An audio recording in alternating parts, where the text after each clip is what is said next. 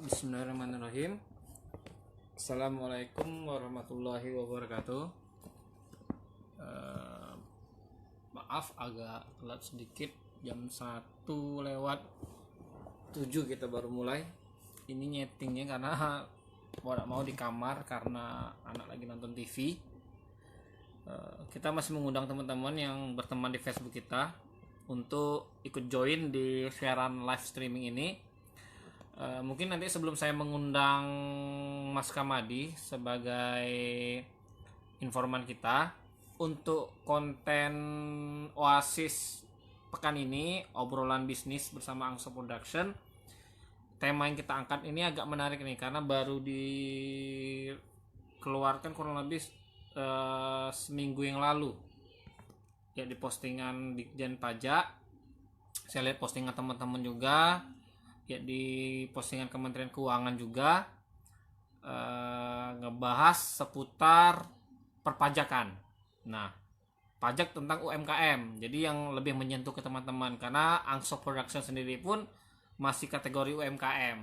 Nah, nanti sebelum kita undang pembicara kita, beliau juga sudah nonton nih, nanti kita ngundang nih baru 8 orang. Silakan stay tune, palingan kita 1 jam ini sampai jam 2 siang kita berdiskusi mengenai tema yang kita angkat, UMKM tidak perlu bayar pajak. Karena ini di masa pandemi ini ada kebijakan pemerintah melalui surat keputusan Menteri Keuangan mengenai pajak yang dibebankan oleh UMKM itu dibebankan oleh pemerintah. Jadi kita UMKM tidak perlu membayar pajak yang 0,5% itu. Nah, sebelum saya manggil, saya mau memberikan penjelasan sedikit biar teman-teman tahu UMKM itu seperti apa sih, usaha teman-teman itu masuk kategori mana. Ini berdasarkan Undang-Undang Nomor 20 Tahun 2008 tentang UMKM. Ada 4 jenis berarti ya. Usaha mikro, usaha kecil, dan usaha menengah dan usaha besar. Nah, yang mau kita bahas ini adalah UMKM. UMKM berarti usaha mikro, kecil, dan menengah. Usaha mikro itu yang omset per tahunnya sampai dengan 300 juta. Omset ya, bukan laba. Jadi kalau omset teman-teman itu sampai 300 juta atau di bawah 300 juta ke bawah, itu berarti masuk kategori usaha mikro. Dan aset itu maksimal 50 juta. Aset 50 juta itu berarti ya kayak komputer, motor, mesin penggiling, kompor. Nah, teman-teman yang di usaha rumahan kalau maksimal 50 juta itu masuk di mikro. Yang di atas lagi itu usaha kecil. Itu omset per tahunnya 300 juta sampai 2,5 miliar. 2,5 miliar maksimal omset per tahun. Nah, kira-kira teman-teman kalkulasi enggak? Misalnya sebulan itu omsetnya 50 juta. Berarti kalau setahun rata-rata 600 juta, berarti itu masuk ke usaha kecil. Karena sudah lewat dari 300 juta ke atas. 300 sampai 2,5 miliar itu omset per tahun. Dan asetnya 50 juta sampai 500 juta. Jadi asetnya lebih tinggi daripada usaha mikro. Asetnya itu ya komputer, mobil, gedung, mungkin ruko masuk di situ, dan itu masuk usaha kecil. Nah, untuk kategori di sini Angso sendiri masuk ke kategori usaha kecil. Masuk di usaha kecil. Jadi kita bukan mikro dan juga bukan menengah apalagi besar. 10 tahun Angso ini juga masih kategori usaha kecil karena omset kita rata-rata 300 sampai 2,5 M masih kategori itu, dan aset kita juga kurang lebih 50 sampai 500 juta, nggak sampai MM-an aset kita. Dan kategori berikutnya usaha menengah yang masuk kategori pajak ini, keringanan ini, omset per tahunnya 2,5 miliar sampai dengan 50 miliar. Itu sebesar itu pun masih menengah. Jadi kalau teman-teman lihat kayak perusahaan besar, kayak hotel mungkin, tempat wisata swalayan yang besar, ya kayaknya besar, tapi kalau ternyata omsetnya hanya 2,5 miliar per tahun atau 50 miliar paling banyak, itu masuk kategori usaha menengah. Misalnya suatu rumah makan besar, restoran, dia omset per bulannya 100 juta misalnya, atau 200 juta lah sebulan. Berarti setahunnya cuma 2,4 M atau 300 juta lah. apa 500 juta misalnya sebulan, otomatis cuma 3M sebulan, itu masih usaha menengah, dan itu masih dibebaskan beban PP ini yang 0,5% ini. Nah, jadi teman-teman tempatkan dulu kira-kira bisnis teman-teman itu masuk ke usaha mikro, kecil atau menengah. Jangan pula usaha yang besar malah kena pajak, ini enggak. Jadi kita fokus ke usaha mikro, kecil dan menengah. Nah, pembahasan yang kita bahas sekarang adalah seputar, saya baca dulu. Tadi sudah saya catat.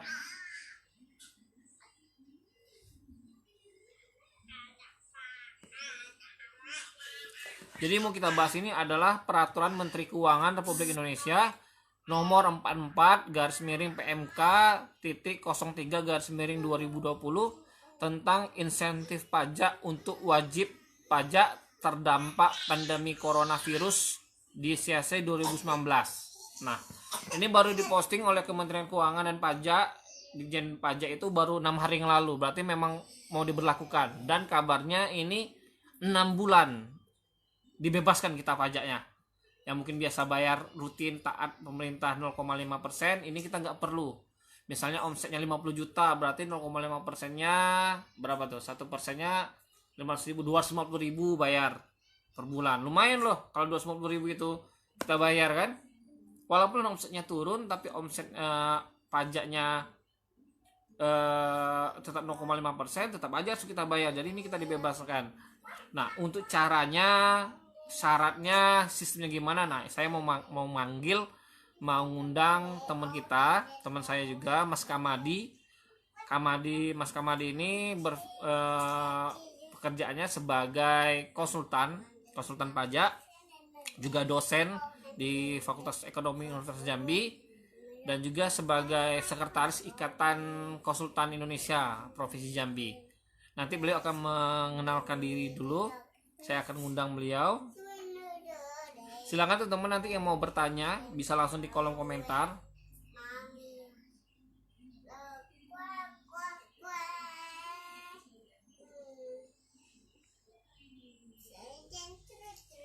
Mas Kamadi masih nonton ini? Kok nggak kelihatan?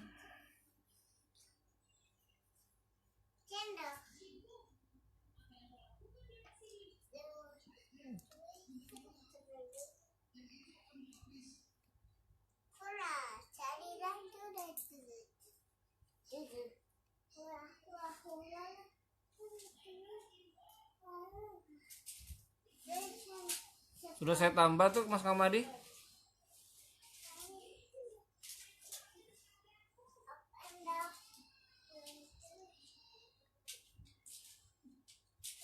Silakan terima Mas.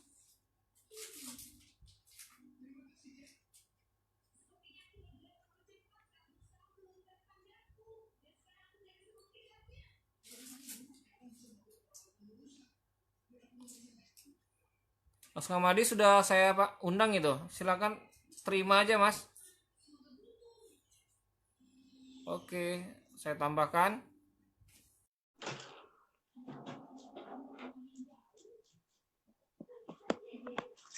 Kok menolak?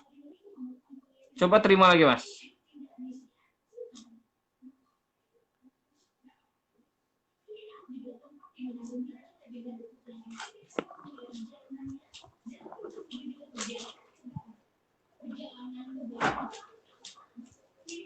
Ini tadi baru dapat kabar kalau di wifi di tempatnya Mas Kamadi ini apa?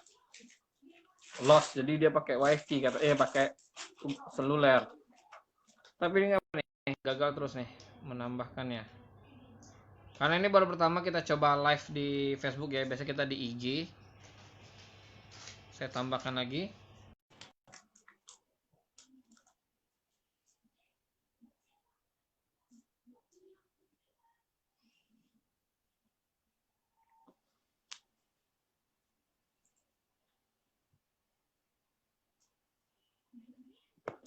Oke, sambil menunggu sebagai referensi dulu bahwa PMK Peraturan Menteri Keuangan Nomor 44 Tahun 2020 ini ngebahas tentang pembebasan pajak kita UMKM selama kurang lebih 6 bulan. Itu jadi kita tetap lapor, tapi nggak ada beban bayar. Nah, yang mau saya kaji ini apakah ini ceritanya hampir sama seperti PLN yang lagi heboh sekarang? Subsidi silang katanya. Kenapa nih? Takutnya ini pajak ini ada juga, Kak. Tapi makanya mau dibahas dulu sama Mas Kamadi ini, Pak Kamadi atau Mas Kamadi, karena beliau juga dosen fakultas ekonomi. Oke, baru nyambung. Assalamualaikum. Baru nyambung nih, sorry. Waalaikumsalam warahmatullahi wabarakatuh. Via. Los wifi di rumah. Nah, di rumah saya tuh pagi tadi Mas, ini los. Saya takut nggak ini kan. Ternyata jam 11 tadi bagus. Jadi saya bisa pakai wifi di rumah. Rencana tadi mau pindah ke toko kalau ternyata los juga di sini. Lancar lah. Ini agak patah-patah nih kalau saya melihatnya nih. Apa harus keluar rumah ya? Video saya sana gimana? Saya juga kurang bagus. Oke. Baik, tadi saya sudah mukadimah lah istilahnya untuk perkenalan pembahasan kita hari ini tentang apa. Mungkin Mas Kamade tadi juga sudah nonton. Halo? Halo? Wah, ini kayaknya wifi-nya agak ini nih. Kita tunggu. Ini sudah tersambung sebenarnya, cuman kayaknya jaringannya gangguan. Halo, Assalamualaikum.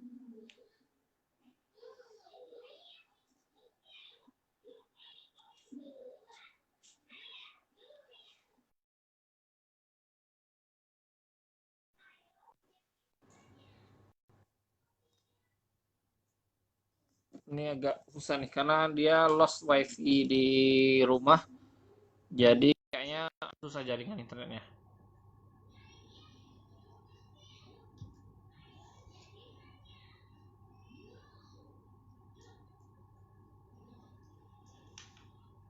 Kalau sudah masih nonton, saya undang lagi ya Mas Kamadi ya. Loh, nggak jadi nonton nih, hilang. Sambil menunggu Mas Kamadinya online, saya mau membacakan dulu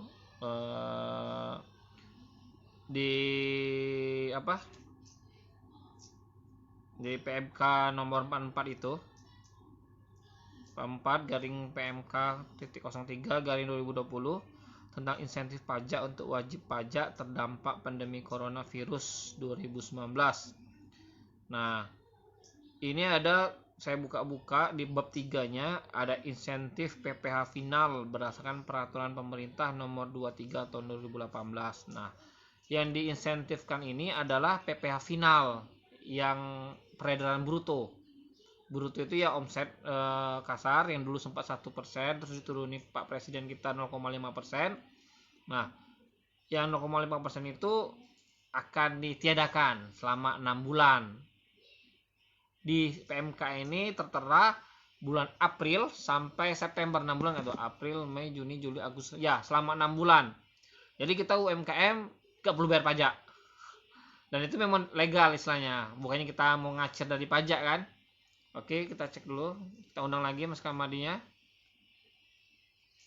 Loh, Mas Kamadi belum aktif lagi nih. Belum muncul lagi. Ini kalau memang kendala wifi-nya agak bermasalah, kayaknya dipending sampai wifi-nya lancar lah. Kita tes dulu ya sampai jam-jam 1:30 ini. Kira-kira kalau masih kendala mungkin nunggu apa ya? Nunggu wifi-nya stabil dulu lah. Kayaknya beliau pakai Telkomsel karena juga nggak support tadi. Nah, saya coba tambahkan. Terima ya, Mas. Ini kita dua arah, tapi nggak ada video yang lain. Yang mau bertanya silakan komen ke ini. Assalamualaikum. Waalaikumsalam warahmatullahi wabarakatuh. Nah, ini jelas nggak ya? Nah, ini agak mendingan nih. Tadi patah-patahnya, malah sempat pending. Tadi saya pakai jaringan 4G malah lemot. Oh, ini harus keluar berarti. Ini view kita nanti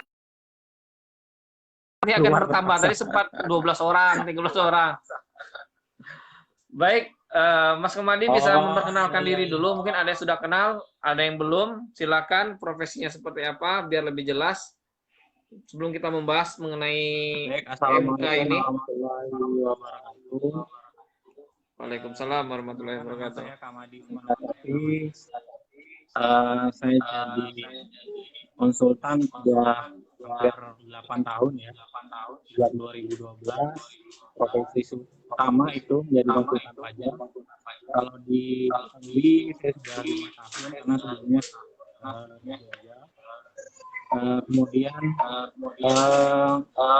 dosen juga di universitas ya. Ada yang kalau dosen utamanya saya menjadi dosen di Fakultas Ekonomi dan di Prodi akuntansi. Kemudian jabatan dalam asosiasi konsultan pajak di cabang Jambi, jabatannya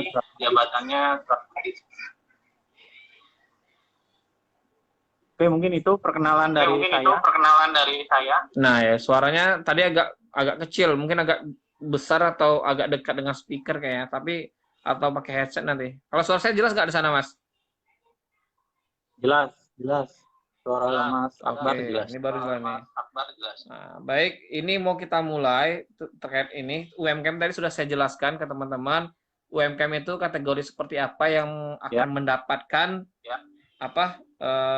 keringanan dari pemerintah ini. Karena setelah dilihat-lihat dibaca-baca kan kadang orang nggak ngerasa tuh mereka masuk UMKM atau enggak. Malah bisa jadi orang itu belum pernah bayar pajak, jadi nggak ngaruh kan.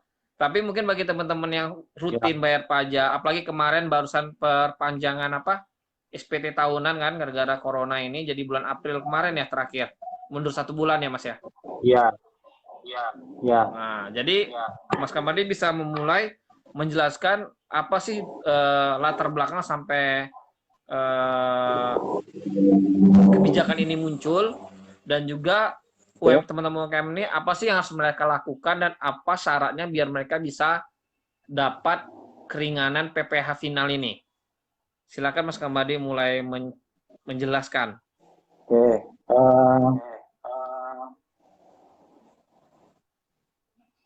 Oke, saya jelaskan dulu. Ini terkait dengan pembayaran pajak kita ya. Jadi UMKM di perpajakan memang sedikit berbeda dengan Undang-Undang Koperasi. Yang perbedaannya terutama di letak omsetnya, karena di UMKM itu maksimal di angka 50M, sementara di pajak angkanya di 4,8M. Jadi boleh 8M cuman. peraturan perpajakan ini itu yang omset di bawah 4,8. Jadi ada batasan. Nah, saya jelaskan dulu sedikit ke belakang. Jadi ceritanya ini omset itu dikenakan pajak 1%. Nah, di zaman Jokowi di tahun 2018 itu turun menjadi 5%. Nah, pengenaannya atau dasar pengenaan pajaknya diambil dari laba. Jadi belum ada keluarnya biaya. Jadi total penjualan pendapatan total, nah itu yang dikali dengan tarif pajak UMKM. Nah, UMKM ini untuk badan itu ada 2 jenis. Kemudian ada juga orang pribadi di kelompok UMKM. Jadi terbatas orang pribadi. Jadi kalau misalnya teman-teman ada, biasanya punya teman-teman aja ya. Jadi kalau misalnya teman-teman punya CV atau omset belum sampai 4,8, maka bisa jadi termasuk kelompok UMKM. Oh, patokannya untuk pajak ini 4,8M ya? Ya, yang jelas dasar patokannya 4,8. Di bawah 4,8 itu baru dianggap UMKM. Nah, kemudian PP juga sama. Bisa dianggap sebagai UMKM apabila omsetnya di bawah 4,8. Saya punya PT, kemudian PT saya ini jual barang biasa, penjualan ini misalnya omsetnya di bawah 4,8, nanti itu tidak dianggap dia bukan UMKM, boleh dia menggunakan UMKM. Nah, kemudian muncullah masa pandemi corona. Di bulan tepatnya sebenarnya bulan April, tanggal 20 April, aturan ini sudah keluar. Oh, sudah lama berarti ya, hampir sebulan ya. Sudah keluar 30 April kemarin. Oh iya. Keluar ya.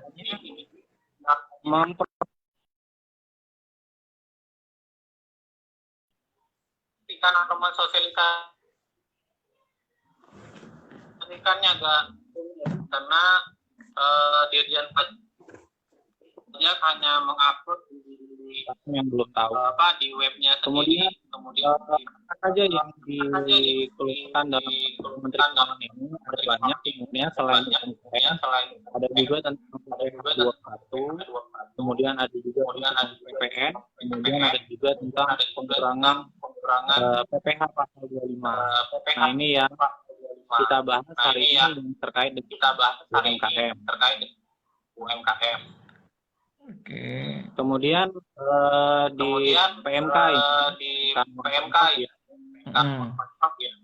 Bayar PMK 44.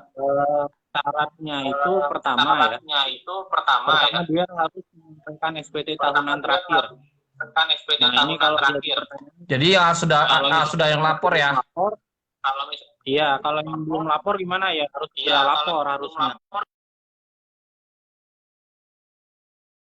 Kan sudah lewat, Mas. Akhir bulan kemarin. Iya, benar. Jadi kalau yang misalnya belum lapor, hari ini belum lapor. Berarti dia tetap lapor. Gitu ya. Jadi wajib dulu lapor SPT-nya. Kalau misalnya dia belum lapor SPT, maka ketika dia mengajukan secara online, ditolak.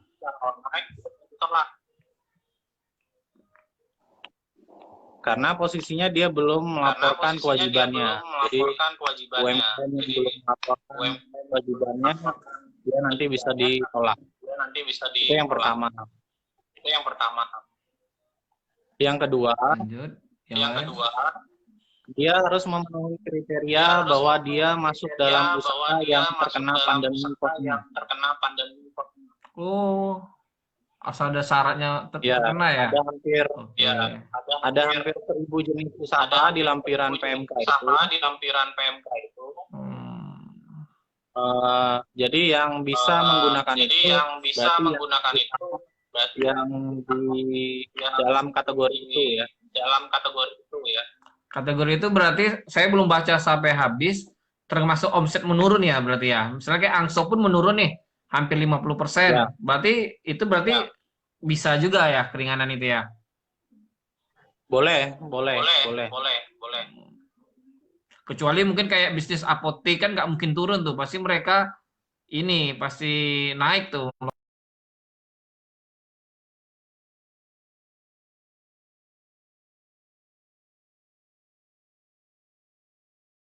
Alkes gitu ya,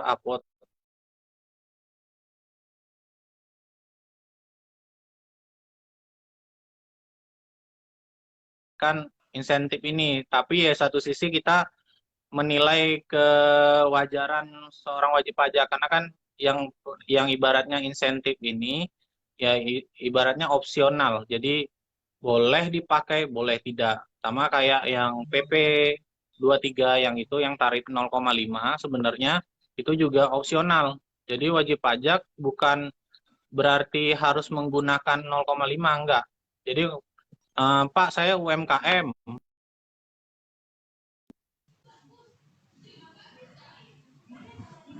Boleh ya. Jadi PP 23 itu membuat opsional. Jadi kita boleh opsi kita mau ngambil yang final atau yang tidak final.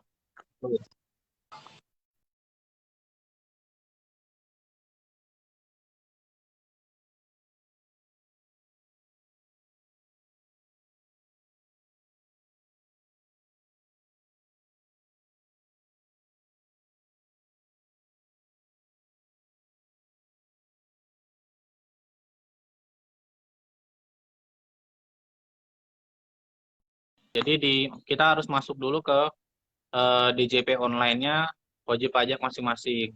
Jadi tidak menggunakan web yang sebenarnya yang pajak.go.id itu, tapi yang lebih Oh, spesifiknya di DJP.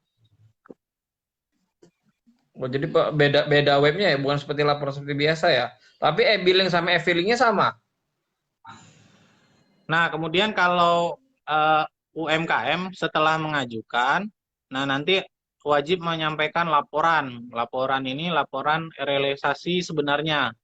Nah, yang ini yang harus saya wanti-wanti ke teman-teman yang UMKM, itu kalau seandainya eh, diketahui gitu ya, misalnya kita mengakui omsetnya misalnya bulan selama pandemi ini cuma 10 juta, yang biasanya 50 sampai Iya. 100 juta.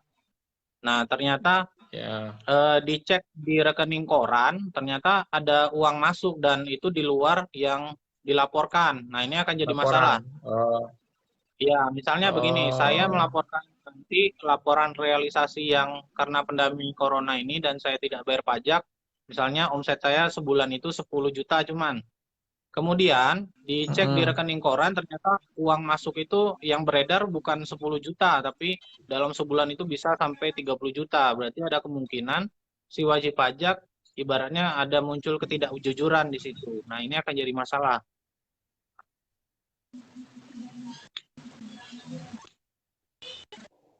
Jadi rekening koran itu orang pajak kok bisa dapat rekening koran kita ya? Diketahui dari Rekening koran itu pertama orang kantor pajak itu pertama dia bisa mengajukan surat namanya SP2DK, jadi permintaan keterangan dari wajib pajak sendiri. Misalnya jadi wajib pajak itu disuratin, kemudian dia suruh bawa fotokopi rekening koran atau buku tabungan dia. Nah, hmm, kalau misalnya wajib pajak tidak mau memberikan itu,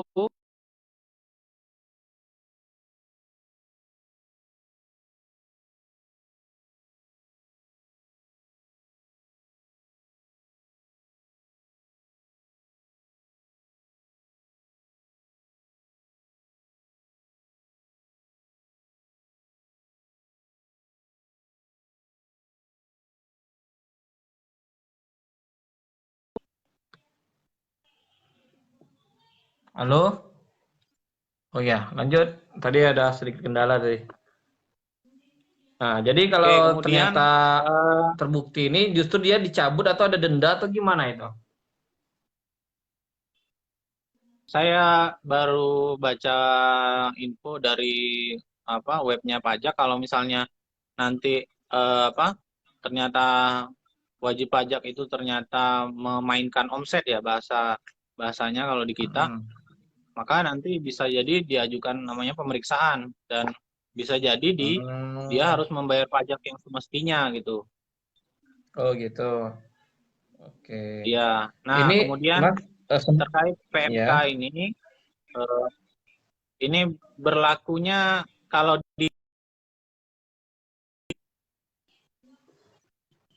dapatlah bahwa misalnya saya disetujui memenuhi kriteria. Nah, kriterianya nanti dalam surat itu kita dibebaskan pajak dari masa April sampai nanti masa September, 6 bulan. Oke. Jangka waktunya 6 bulan. Nah, berarti setelah yang September, berarti Oktober, November, dan Desember, kita akan menggunakan tarif yang umum, jadi 0,5 lagi. Sejauh ini ya, sejauh ini. PMK-nya begitu. Saya nggak tahu corona ini akan selesai di September kah, di Desember atau malah melanjut ke tahun berikutnya. Oke, kemudian Sebelumnya kalau sudah ada nggak misalnya Mas yang apa? Gimana? yang apa? Halo? Putus-putus Sebelumnya gimana? suaranya. Sebelumnya Nah, gimana? sebelumnya sudah ada nggak yang rekanan atau klien Mas Kamadi yang minta urusin pajak ini UMKM atau yang bertanya lebih detail ke Mas Kamadi yang sudah mengurusnya? Karena kan sekarang sudah Mei, April kemarin sudah bisa Ya, laporkan mereka. Sudah ada nggak bukti orang yang sudah memang dibebankan ke pemerintah? Saya pun mau ngurus nih, mau nanya dulu kan, makanya saya belum ngurus nih. Saya belum sempat laporan oke, bulan April. oke. Nah, ada nggak Oke, kira-kira? di klien saya ada ya satu, jadi yang sudah mengajukan dan kami pun diterima gitu ya. Nanti suratnya itu bisa, jadi kalau misalnya kita klik SK apa surat PP 23-nya, terus nanti nggak lama nanti Hmm. muncul terkonfirmasi, tinggal download aja nanti Oh, ada, kriteria tinggal ya. klik cetak gitu. Sama kayak model billing, tinggal klik cetak nanti otomatis download. Nah, surat surat itu yang nanti jadi surat sakti kita untuk tidak membayar omset sebagaimana yang seharusnya, maksudnya membayar Oh. pajak yang ditanggung pemerintah. Jadi kita tidak perlu bikin billing, tapi kita wajib namanya menyampaikan laporan. Nah, yang menyampaikan laporan ini formatnya pun kita belum dapat, teman-teman konsultan juga belum dapat. Kemungkinan nah nanti format laporannya apakah dalam bentuk Halo? CSV atau Itu online berarti Mas ya? Bukan kan kantor pajak juga sudah ya pembatasan semua WFH semua pengajuannya pegawainya. online. Online semua berarti ya? Semua pengajuannya online. Oh, wah berarti Iya, kalau semua online ini pengajuan online. lebih detail nih. Jadi bisa yang bingung bisa langsung ke tempat Mas Kamarudin nih sambil promosikan nih. Di mana nih kantornya Mas? Kalau kantor sih, Yang bi- ya kalau kantor di Jalan Multatuli nomor 17 di Mayang Simang eh, Puskes kalau teman-teman. Ya, di Mayang oh itu Simang kan Puskes. rumah kan? Yang di masih ya? Yang Patimura kontrak udah habis. Halo? Kontrak udah habis. Oh, jadi pindah ke rumah di Mayang ya? Ya, ini ruko juga sih. Nah, Nah, bisa nanti add Facebooknya Mas Kamadi aja ya kalau mau tanya lebih lanjut. Kita ini membahasnya yang kulit-kulitnya aja dulu, masalah teknisnya nanti bisa lebih detailnya nanti. Nah, ini mau menjawab Ya, pertanyaan nih Mas, ada dari Mbak Sumarni. Bebasnya pembayaran pajak sampai kapan? Tadi sudah ada terbahas ya, mungkin Mbak Sumarni baru gabung. oke. Bisa dijelaskan lagi Mas, bebas pembayaran pajak sampai Oke, kapan? bebas bayar pajaknya berarti untuk masa April sampai September, totalnya 6 bulan. Jadi harus April, April berarti itu kan berarti kalau kita bayar laporkan pajak itu kan gimana? Berarti kan April, berarti kita laporkan di bulan April, sedangkan April sudah lewat nih, sedangkan mereka baru tahu. Berarti kan bisa jadi tetap hitungannya April, Mei, Juni, Juli, Agustus, September kita bebasnya kan. Ada kemungkinan Ya. bertambah nggak kira-kira Mas kalau kondisi kayak gini nih? Nah, itu saya belum belum kita belum dapat info ya karena posisinya kan yang yang membuat peraturan ini nanti wewenangnya Bu Menteri. Kalau Bu Menteri Sri Mulyani Atau malah memperpanjang dipercepat bisa Mas? jadi sampai Desember. Gimana? Atau ada kemungkinan dipercepat? Misalnya gini, misalnya Bismillah kita ternyata habis Lebaran ini atau bulan Juli lah misalnya sudah clear, akhir Juni clear, sudah nggak ada positif lagi, kita tahu sembuh semua, bebas corona kita bulan Juli. Apakah di stop ataukah lanjut September atau gimana kira-kira?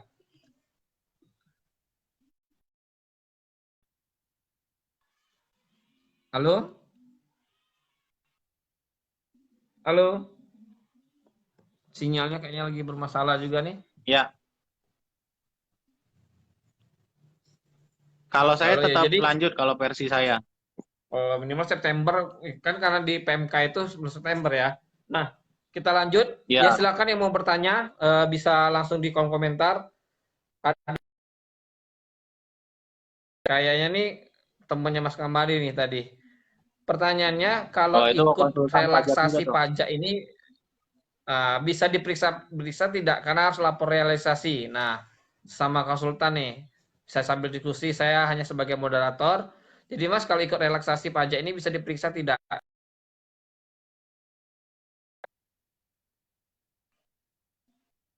Memeriksanya pun pasti Silakan setelahnya ya, karena kan dijawab.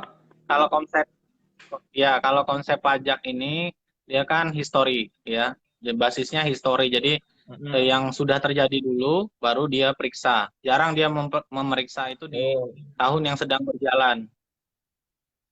oh gitu.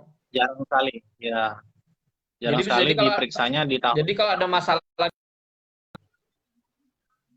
oh misalnya bermasalah 2020 berarti 2021 kemungkinan diperiksanya paling cepat gitu ya. Nggak mungkin di tahun yang sama. Ya, atau di akhir tahun gitu. Karena kan satu sisi negara ini lagi butuh uang nih. Iya itu, makanya saya mikir, Ya, utang kita oke soalnya di numpuk. kategori UMKM. Nah, kategori ini lagi yang masalah PLN kemarin, termasuk rumah saya kan kena juga tuh subsidi silangnya karena tahu pemakaian masih normal tapi melonjak dan memang kabarnya dicocok logi sama teman-teman itu subsidi silang katanya. Nah, kira-kira ini nih saya pengen membahasnya pengennya ada ngundang salah satu orang lagi sih yang di bidangnya kira-kira. Tapi Mas Kamadi mungkin ada pandangan sendiri. Ini kira-kira kemungkinan ada nggak subsidi silang untuk teman-teman yang bisnis besar, usaha besar kan? Yang kena tuh mikro, kecil sama menengah. Kira-kira mungkin yang besar pajaknya dibesarin atau gimana? Secara logika kan pasti rugi kan pajaknya dibebankan pemerintah gitu loh. Ya sederhana aja, misalnya orang yang omset 50 juta, itu sudah kurang lebih harusnya pemerintah dapat 250.000 loh satu usaha. Nah, kira-kira ada Oke, kemungkinan jadi seperti itu nggak, Mas? kalau di perpajakan sepertinya untuk istilah subsidi silang kayaknya nggak ada. Soalnya kan ini agak berbeda dengan antara PLN, BPJS, dan sebagainya. Karena kalau perpajakan ini kan yang pungutan ini sendiri kita diatur di undang-undang. Nah, dan tidak serta-merta bisa dibuat seperti itu. Beda halnya kasusnya dengan PLN dan BPJS. Sistem subsidi silang itu kayaknya nggak ada di perpajakan. Jadi Ini mau dia PPh WP besar, Ah, ya tetap bayarnya sesuai pendapatan dan labanya dia.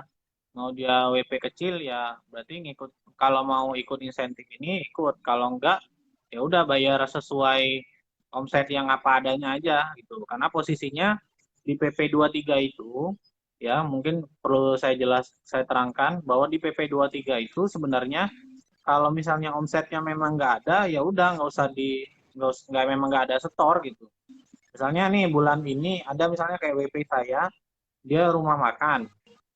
Selama bulan udah puasa buka, dan setiap tutup. tahunnya memang seperti itu, dia selama bulan puasa tutup, memang nggak ada usaha.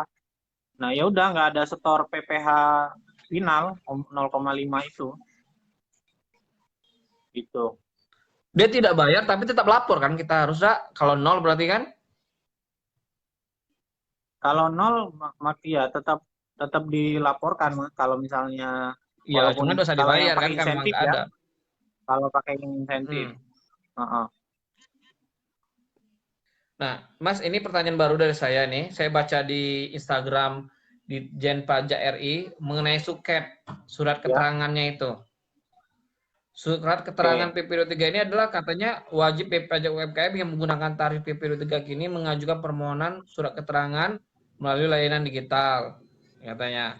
Jadi surat Ya, keterangan ini katanya sebagai syarat wajib. Itu yang didaftarkan tadi ya, yang masih ceritakan di awal itu, atau beda lagi suratnya? ya benar. Kita Surat sakti pengajuan kata dulu Mas online. temannya tadi. Ya, benar.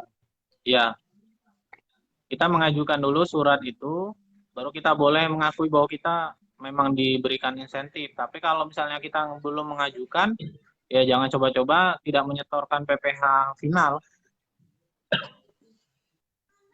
Itu. Gitu. Jadi nama Jadi surat misalnya PPh suket ya. final ini kan ya Kalau singkatannya suket. suket. silakan kalau ada teman-teman yang mau bertanya di kolom Ya, gimana? komentar. Tadi sudah ada beberapa yang nonton. Enggak, saya menyapa penonton dulu yang tadi sudah keluar masuk. Ada dari Helena Fitri Ramli, ada Ani, ada Reza Wiliantino, ada Mas Fuad, Pak Fuad Hashim, ada Mona Ramdan, ada Orlen Apandi. Ini Orlen Apandi ini teman kita di Mendalo nih. Dia buka usaha kuliner, otomatis tutup total semenjak pandemi ini karena mahasiswa libur. Jadi mungkin kalau Orlennya bayar pajak ya juga dibebaskan berarti kan? Karena dia sudah tutupnya nih Mas, karena dia targetnya kan mahasiswa libur ya udah nggak jualan sama sekali. Terus ada Ardianto, Ya, benar. ada Sepri, ada Sapriyadi, ada Bu Sumarni, ada Dora Soraya, ada Bang Amir Hamzah juga, ada yang tadi ya Mas Arif Hakim, ada Randi Mailani, ada Imelda, ada Trian, dan ada Ulfa Fahrudin. Kita masih lanjut ya, karena ini belum clear, karena mau ingin menjelaskan. Nah, yang ingin saya tanyakan lagi kalau dari saya pribadi tentang pajak ini, pembebasan ini, kira-kira saya tuh agak membenturkan sih pajak-pajak ini, karena saya pun masih belum paham seluruhnya tentang pajak-pajak yang dari kita yang usaha ini. Kalau pajak PP final ini, PP 23 ini Ya, kan 0,5% itu berkaitannya dengan Kementerian Keuangan sama Ditjen Pajak. Nah, benar. sebulan yang lalu itu saya lihat di Instagram wali kota itu kalau retribusi dengan pajak kan beda mengenai pajak restoran. Itu udah berkaitan dengan Oke. ini berarti ya? Beda pengurusan ya? Beda pengurus. Pertama, kalau yang kita bahas ini itu terkait dengan pajak pusat. Jadi yang mengelolanya pemerintah pusat dan membuat kebijakannya pemerintah pusat. Dan uangnya pun akan Makanya masuk Kementerian ke Keuangan rekening ya. di pusat. Ya, Oke. uangnya pun akan masuk ke APBN. Nah, kalau yang di misalnya wali kota Jambi membuat edaran bahwa dia ada pembebasan pajak atau retribusi daerah, berarti uangnya Hmm. sebenarnya dikelola oleh dinas pendapatan daerahnya masing-masing.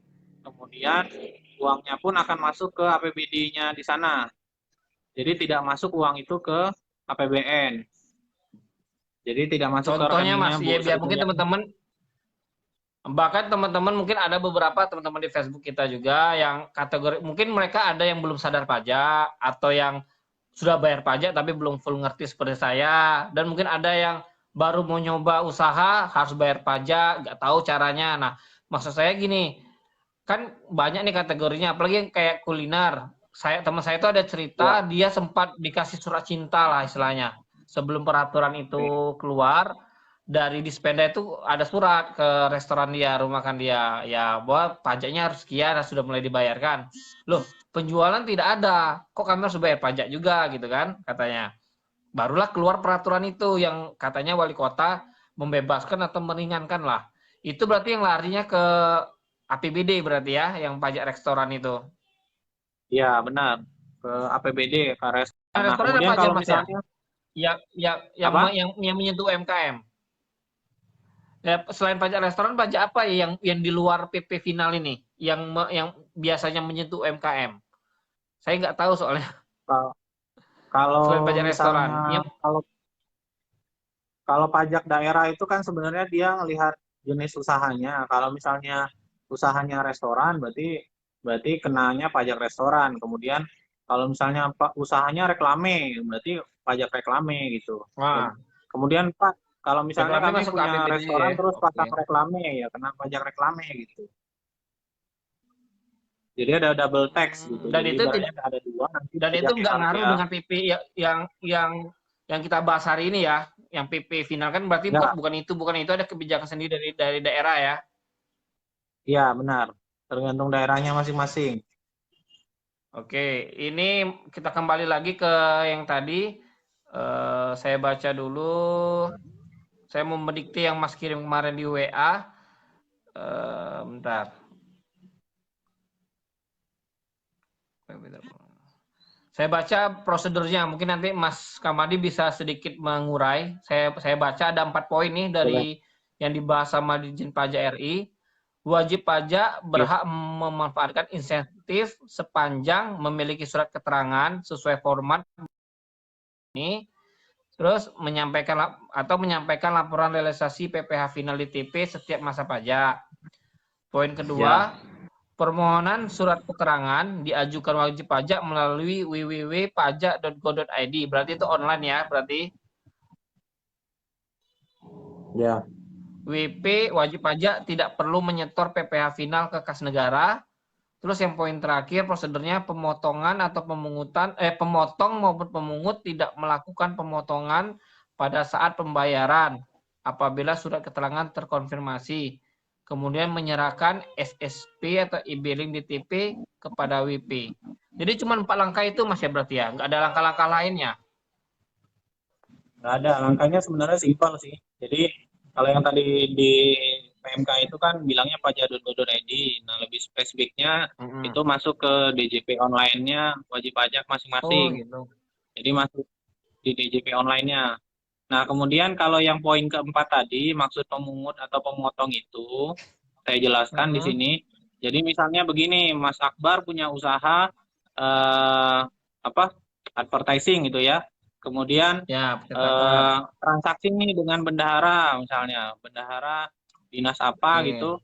Nah, bendahara itu tidak boleh melakukan pemotongan kalau Mas Akbar sudah punya surat itu, surat saksi itu.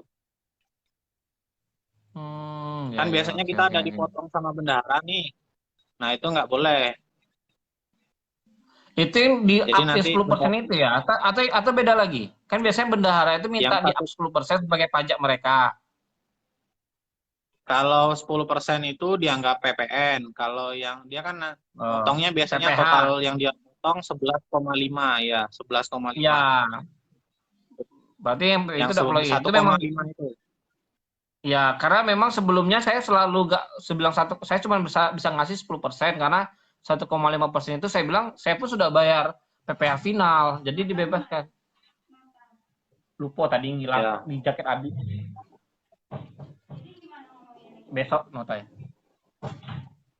Nah, gitu. Jadi misalnya kayak apa ya? Kalau untuk PPh ini, misalnya saya ada transaksi sama bendahara, sama seperti sebelumnya berarti ada surat gitu kita cukup mengasisi yang 10% itu berarti ya. Ya, berarti PPN saja yang dia pungut. PPN saja yang dia potong. Nah, lalu ada lagi pertanyaan dari saya juga nih Mas yang mau bahas tentang ditanggung pemerintah ini. Jadi misalnya begini, kasusnya misalnya kayak apa ya? Dia itu UMKM, omsetnya kan turun. Tapi mau ngecek terdampaknya itu apakah kita kayak Mas bilang tadi kan di Korea kalau ternyata agak sesuai akan ada tindak lanjut. Apakah perlu ada survei? Apakah ada bukti pembukuan kas keuangan kita bahwa nyata memang turun? Apakah segampang itu online-nya gitu loh? Kok kayak saya dengar penjelasan Mas itu cukup dilaporkan online, ada surat saktinya nanti bisa dibebaskan, ataukah ada coba lapor kirim pembukuan kita memang benar-benar kamu tuh omset menurun. Nah, apakah ada pengoreksian sedetail itu kira-kira untuk mengajukan ini Mas? Kalau gitu aja semua orang bisa aja ngaku Mas, gampang banget kan? Ya, oke. Untuk kalau misalnya untuk pengajuan itu kan harus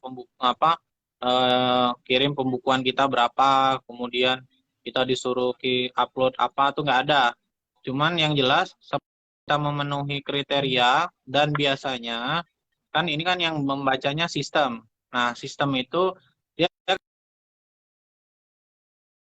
0,5 nggak? Kalau misalnya bayar 0,5 berarti simple aja pasti memenuhi kriteria gitu. Karena kan pengajuannya cuman tinggal klik berapa kali ya? 4 kali cuman. Kemudian nanti Anda memenuhi. Tapi kalau misalnya tidak memenuhi, kita biasanya ada keterangan bahwa di situ Anda tidak memenuhi kriteria gitu. Nah, berarti trouble keduanya biasanya karena profil wajib pajak yang nggak diupdate. Misalnya begini, waktu waktu bikin Gimana? NPWP dia statusnya karyawan. Kemudian sudah buka Hmm. usaha ternyata. Nah, di Direktorat Jenderal Pajak kan Hmm. mendeteksinya bahwa dia karyawan. Nah, kemudian kalau kami karyawan kan nggak ada pengurangan sanksi itu, sorry, pengurangan insentif ini, misalnya mendapatkan insentif ini. Nah, biasanya penyebab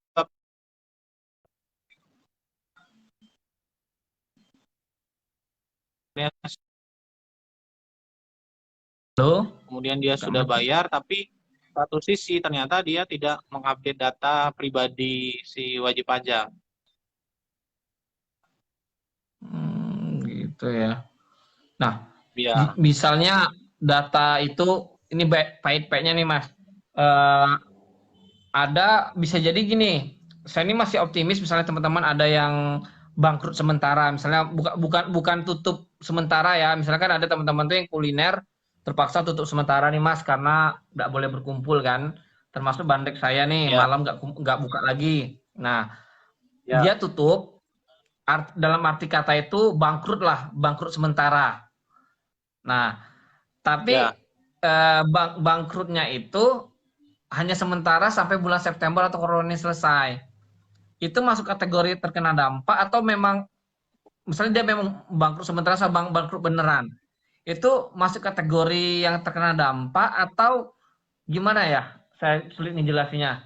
Intinya dia benar-benar tutup nih, bukan cuma Ramadan. Lebih dari bulan ya, September. oke. Otomatis dia nggak ada beban loh ngelapornya. Itu bukan berarti bukan di beban tanggung pemerintah atau memang udah cuek aja lah. Toh toko aku juga sudah tutup atau gimana tuh?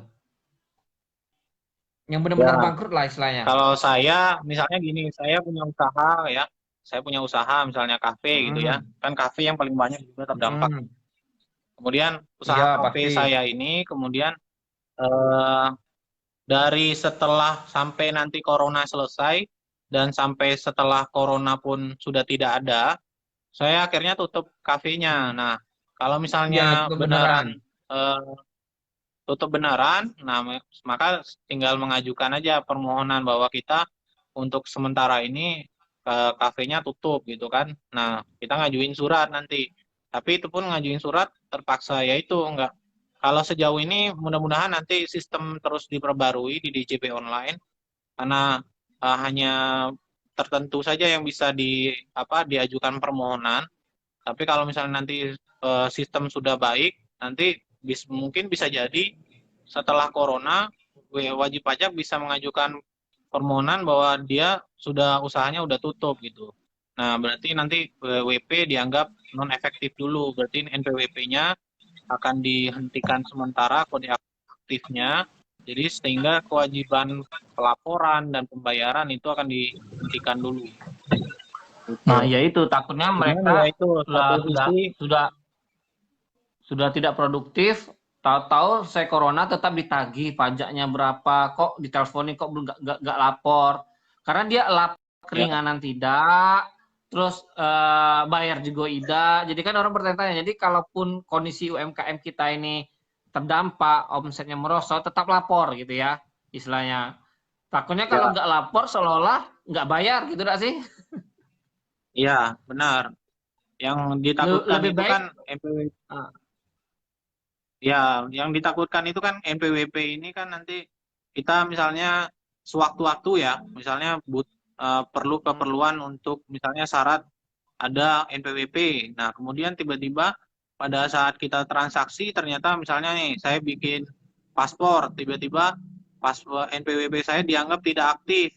Nah, ini kan jadi masalah padahal hmm. kita selama ini memang kesalahan kita karena kita nggak pernah lapor. Nah, itu penyebabnya. Jadi karena sistem sekarang sudah banyak berbasis online, yang ditakutkan itu ketika kita mau urusan itu dihambat gara-gara masalah pajak doang. Sebenarnya pajak ini simpel, Gitu ya. dia administrasinya bagus, ya sudah, berarti lancar gitu. Nah, tadi kan dibahas websitenya itu beda dengan di DP yang lebih spesifik. Ini Mas, kamu dia pakai laptop atau pakai HP, Mas? Saya ini pakai HP. Bisa chat langsung nggak di kolom komentar kita ini? Tadi alamannya apa aja yang untuk kita bisa pembayaran yang lebih spesifik. Bisa sambil chat nih, cari kolom chat. Mungkin teman-teman ada yang bingung bisa apa? Lihat di kolom komentar kita ya. Ini ada yang masuk lagi, Mas Hari Hadi. Mas Hari Hadi ini kalau salah saya usaha wisata ini, wisata apa ya, tempat kunjungan lah. Ini pasti terkena dampak juga nih, karena otomatis jumlah kunjungan berkurang. Gerai-gerai oleh-oleh juga, Kak, setahu Ya, saya sih. bisa oleh-oleh Terkena juga pasti kan. paling banyak tuh terdampak ya. Kalau webnya Sudah di gini komen aja, nggak? simple aja sih. Bukanya, Apa kalau kira-kira? bukanya Saya takut nanti salah ke ketik nih. aja tuh, klik aja DJP online gitu aja. Nanti ada tuh linknya Oh, di JP Online Explorer djponline.pajak.go.id. ya.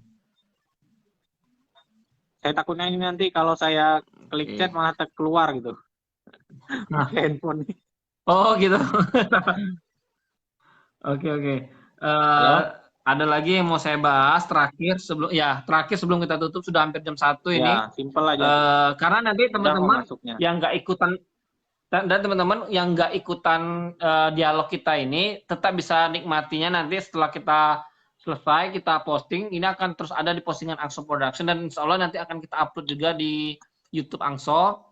Jadi yang mungkin kelewat tetap bisa nonton langsung terkait.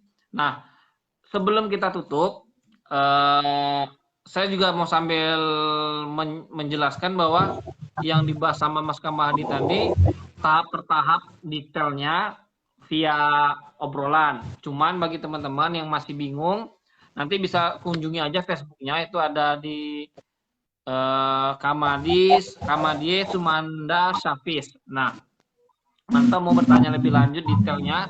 Yang jelas obrolan kita hari ini ngebahas kulitnya aja dulu terkait dengan yang tadi untuk peringanan pajak tadi kita nggak perlu dibayar pajak selama 6 bulan. Nah, teman-teman bisa nyatat bulan April sampai bulan September itu kita digratiskan atau nggak perlu bayar yang 0,5%. Nah, karena memang omset kita juga menurun kan, jadi untuk sudah nurun bayar pajak pula lagi. Nah, itu kan agak susah bagi pelaku UMKM. Nah, untuk penutup silakan Mas Kamadi mungkin ada himbauan teman-teman UMKM kepada teman-teman UMKM karena kami yakin UMKM ini ada yang banting setir, ada yang ganti produk, bahkan ada yang mau terpaksa tutup dulu, ganti bisnis, bahkan memang ada yang mem-PHK atau merumahkan karyawannya. Nah, kami yakin tetap bisa bertahan sampai akhir tahun lah maksimal perkiraan pemerintah. Kira-kira Mas Kamadi ada pesan-pesan untuk teman-teman UMKM terkait dengan perpajakan ini sebagai penutup dari obrolan kita siang hari ini, Mas. Oke, terima kasih. Pesan saya untuk UMKM ya, untuk memanfaatkan insentif ini itu perlu berhati-hati terkait masalah omset ya, kan yang dipatokkan omset ya. Nah, satu sisi kita nanti melaporkan ketidakjujuran itu akan menjadi masalah karena ini ibaratnya gratis dari pemerintah gitu kan. Nah, yang kedua pesan saya memang belum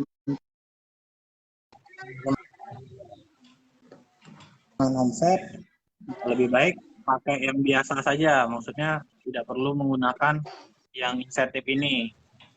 Jadi karena kan sifatnya opsional ya, misalnya gini, usaha menggunakan ternyata saya banting setir dengan sistem online malah jauh lebih kencang omsetnya.